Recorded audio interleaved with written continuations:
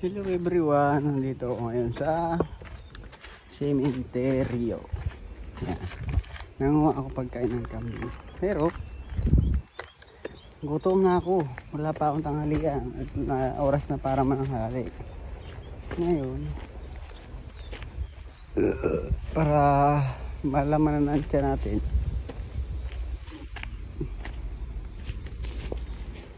May nakita ko dito. Actually kanina pa ito eh. Hinatid ko lang yung kinuha kong pagkain ng kambing.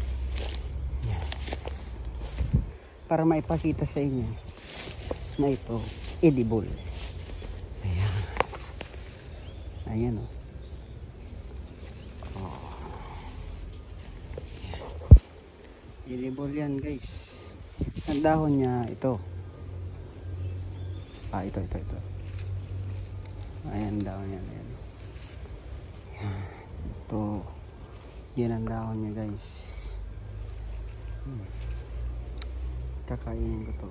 Pag hilaw pa ito, hindi nyo kaya kainin to pag hilaw pa. Kasi sobrang pakla. Ayun. Ganyan siya. Yan, pag hilaw pa guys. Yan. Yan. Sobrang pakla niyan. May tama na nga. Pero pag ganito na. Nakita ko lang to actually sa Facebook din. Pero kanina, titikman ko. Masarap. Kaya tikman natin ulit. Yan.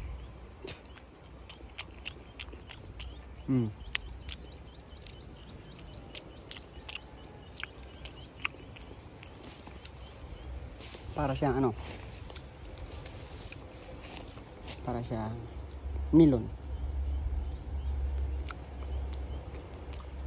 Pero malambot. Meron pa dito iba. Ito. Kurumbot tawag nito. Yung isa hindi ko alam ang tawag doon. Ito, kurumbot. Ayan. Survival. Ito. Ayan. Ito, pwede rin to. Ayan, ganyan. Tapos, kain. Ay, itong laman yan, oh.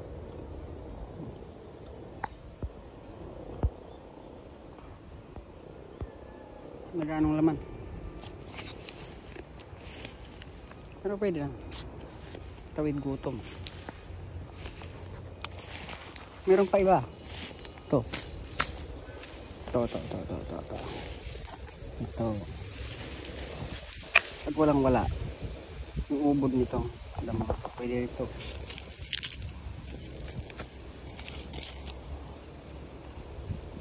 Ganyan o. Hirap po lang taga-video pa guys. Ito.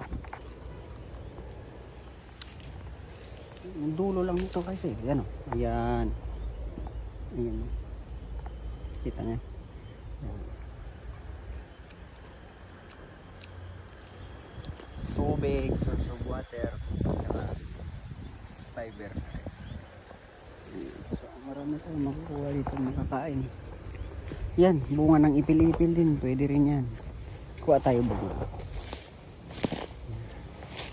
Bunga ng ipil-ipil ito. Yan. Tingnan natin. Yan. Ano naman siya. Saklaw ng ahas dito guys. Kasi daming ahas dito. Ang sementeryo tayo. Nipis pa nga ito eh. Yan. Yan. Mataas sa protein to at pang deworm. Kita nyo?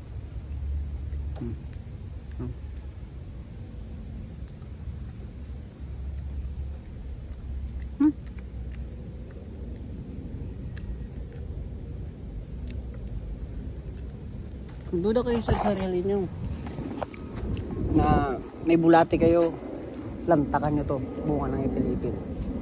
Sigurado patay ang bulate nyo dito. Ayan. Okay, ano pa ba pwede ditong makain?